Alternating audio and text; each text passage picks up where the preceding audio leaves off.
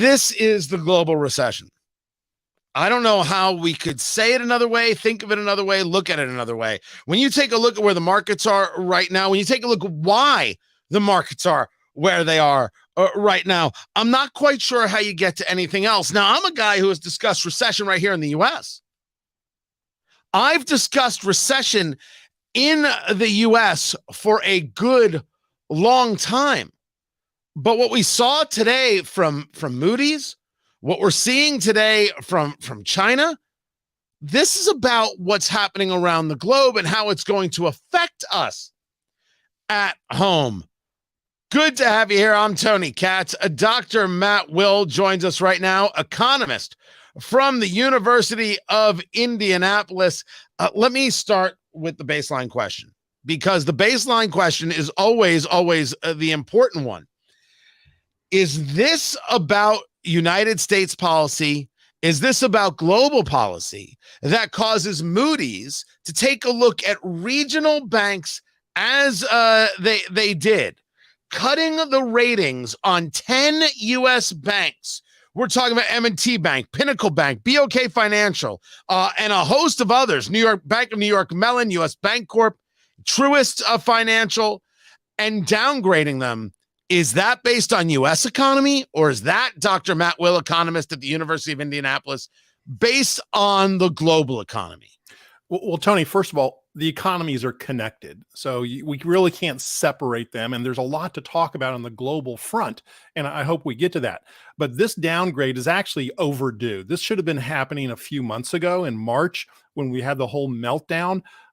What happens is these rating agencies, Tony, they're very methodical. They're a bunch of accounting nerds, and so they go through their process. They check the numbers. They don't just react when the government does something. And so this has been in the works for a while. It's no surprise. What surprised me, Tony, is that the market went down so much when it happened. We knew this was a problem. You and I have been talking about this problem even before SVB and after SVB, and ever since then. So this is not news, really. They did it.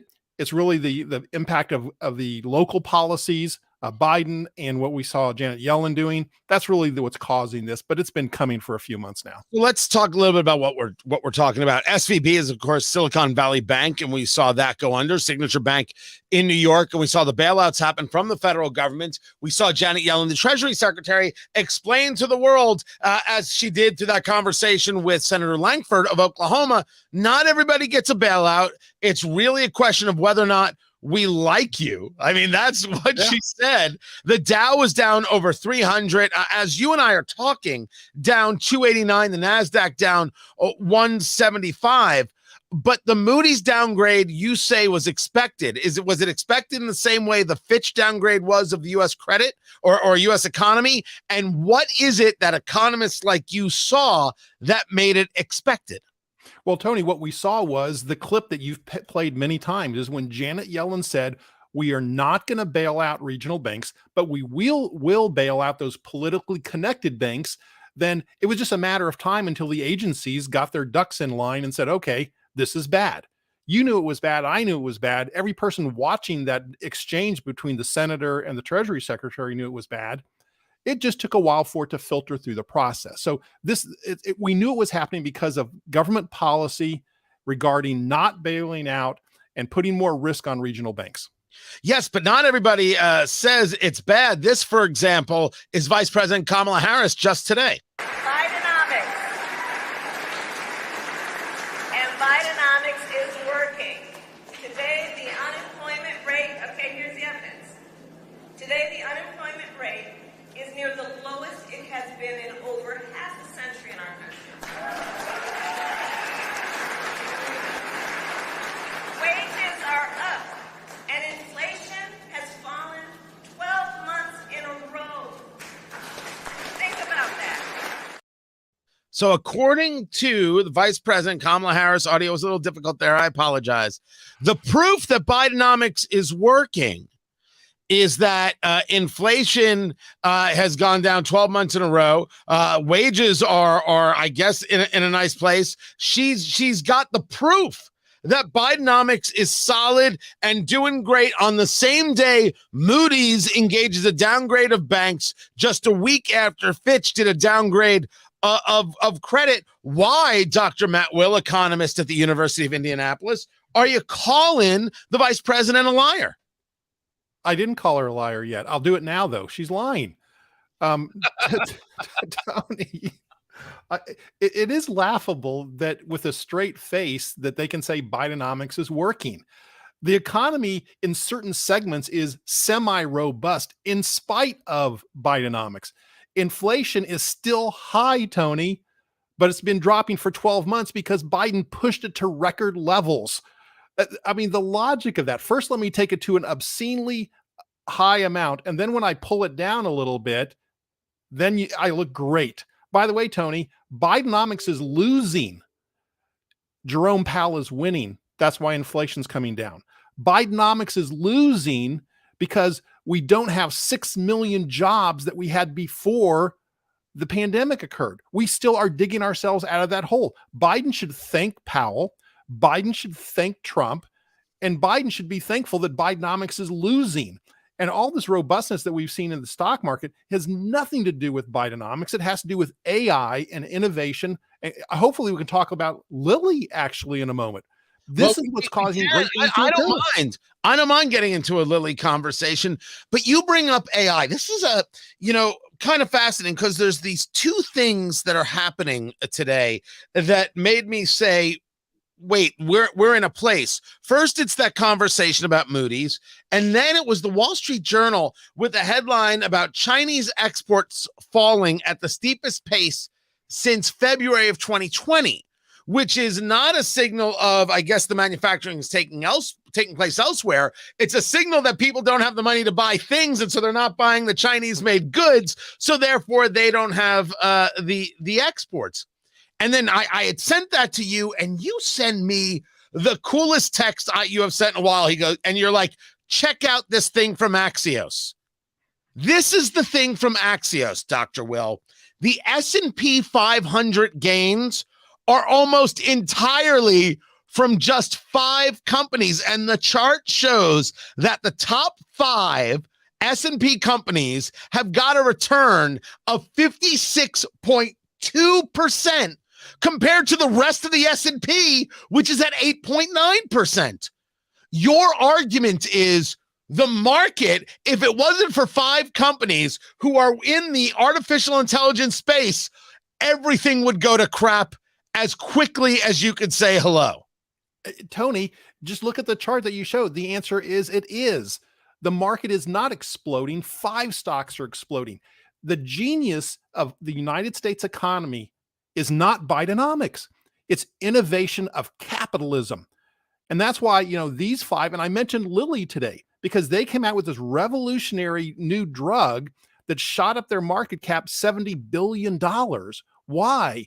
Innovation, Tony. The United States economy is built on innovation. Bidenomics should be thanking innovators, but should be thanking capitalism and thanking Jerome Powell and thanking Donald Trump for the things they did to put this economy in a decent position, because his policies are moving us in the wrong direction. You see it, like you just mentioned, with the Chinese economy, which is reducing exports, which means we can't buy stuff because that darn inflation. So I have, as people have discussed the U.S. economy, well, it's doing better than Europe. It's doing better than this. Europe, we know, is in a recession. They have had 2 negative quarters of GDP growth. That's the definition of recession, 2 negative quarters of GDP growth. But I have always dismissed that because no one gives a good holy damn what's happening in France. They care about what's happening in their state, in the United States, if they live in the United States. But there is a level of global connection here when you see this out of China. And I don't mind China's economic downfall, sir, as a matter of just tactic. I'm a big fan of it. I'm in favor of it. The global recession is here, and the United States will feel it. We will feel it, Tony. Let me give you one piece of data. 92% of everything you buy was on a shipping container at one point. Think about that. That means it's a global economy. So when Germany, which is the one that's in a recession now, when they're in a recession, that hurts us because you buy things from them. A lot of the electronics and advanced engineering products you buy are from Germany. And so they're in a recession. we're just holding on for dear life. Japan is in a recession. We're holding on for dear life. China is shrinking, which from a strategic standpoint is good, but from an economic standpoint, that's going to have a ripple effect around the world. And we see Saudi Arabia reducing the supply of oil. So we're dependent upon. So now we're going to hit $4 a gallon soon. So we've seen gas prices rise, by the way. So I'm with you there. I'm with you on the gas prices. Go the other way with me for a second here. We see how the European recession affects us. We even see, even though we might look forward to the downfall of the Chinese Communist Party on a political level, we understand how exports being lower in China can have an effect on us. So that they're not going to make as many goods, whether it's their own COVID lockdowns or other things that have caused that. But how does the Moody's downgrade of these banks affect them? How does the Fitch downgrade of basically the U.S. economy affect them? Is that more psychological for Americans and not something to panic about?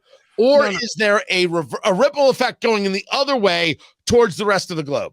Well, okay, there is a ripple effect. The downgrade for regional banks is a small ripple, Tony. Let's not exaggerate its impact, but it is a ripple because when banks are downgraded, there's a lot of things that could happen to them. Maybe they have to have higher reserve requirements. Maybe they have to charge you more on a loan. Maybe they have to, have more cash holdings instead of loan holdings. Maybe they're going to be more cautious. And we've seen this, Tony, more cautious in giving loans. You and I talked about that a few weeks ago.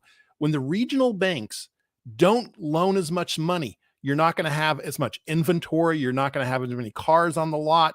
Yeah. This all slows the economy down. But that's the credit crunch conversation. We actually had that last week. Does the credit so the credit crunch conversation is the belief that the U.S.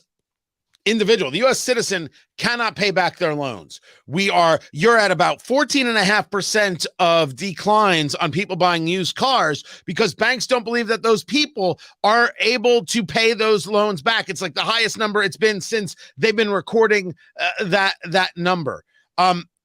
This credit crunch where they loan less, the banks are loaning less, and they're going to charge you more in the interest rate for loaning you the money.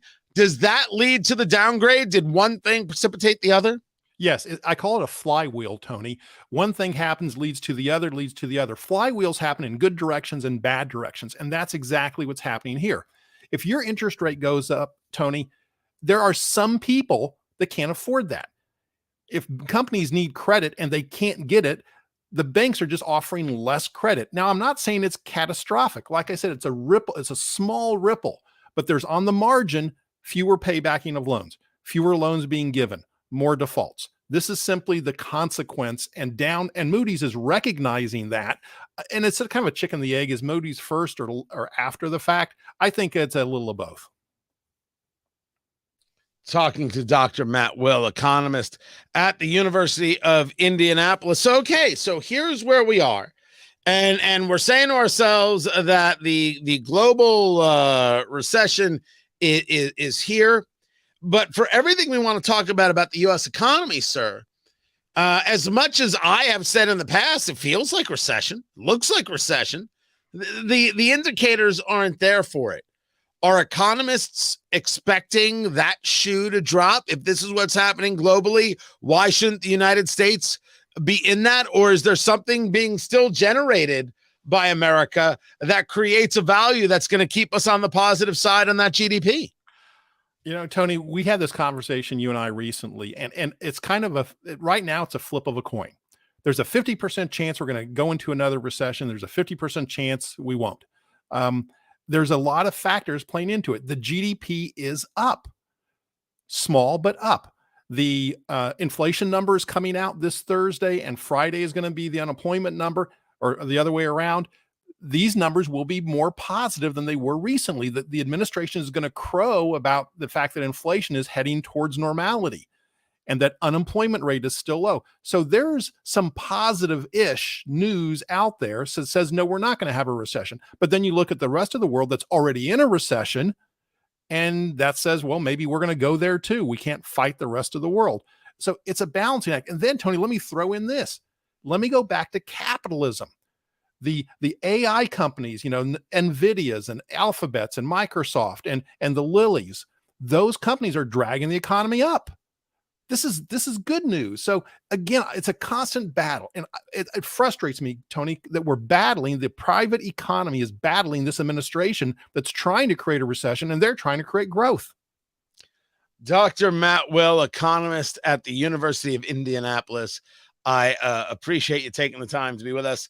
I'm Tony Katz, and I can't tell you enough, sir. Appreciate the conversations, appreciate the time. We're going to dig into more of these stories for sure, and I can't thank you enough for being here and being part of the show. And my thanks to Americans for Prosperity. My sponsor, AmericansForProsperity.org, economic liberty, free speech. That is what it's all about. Be sure to check them out. Don't forget to subscribe on Rumble. Subscribe, if I could say the word. Subscribe on Rumble. That'd be great. And I'll catch you next time. Take care.